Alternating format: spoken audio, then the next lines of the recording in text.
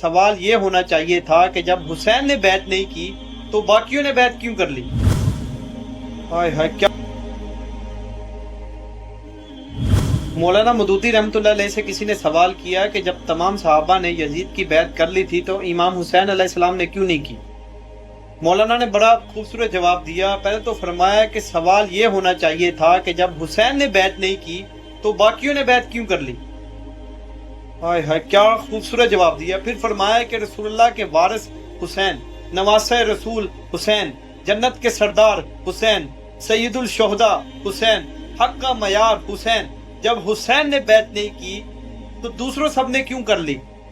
مولانا مودودی نے پوری سوچ کا رخ ہی بدل کر رکھ دیا۔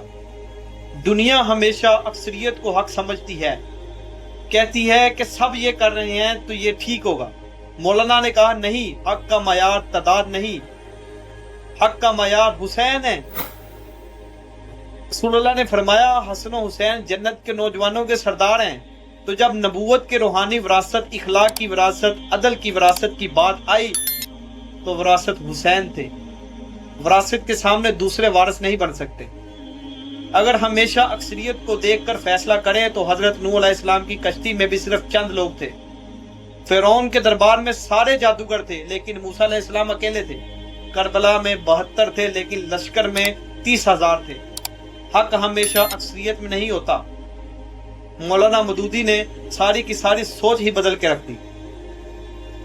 فرماتے ہیں کیا خوبصورت جملہ ہے کہ جب نواسہ رسول نے حسین نے بیعت نہیں کی تو دوسروں نے کیوں کر لی؟ کربلا ہمیں یہی سکھاتی ہے کہ حق پر ڈٹ جانا چاہیے بھلے ساری دنیا خلاف۔ آپ کو مولانا مودودی کا یہ جواب کیسا لگا کمنٹ میں لازمی بتائیے گا۔ جزاک اللہ۔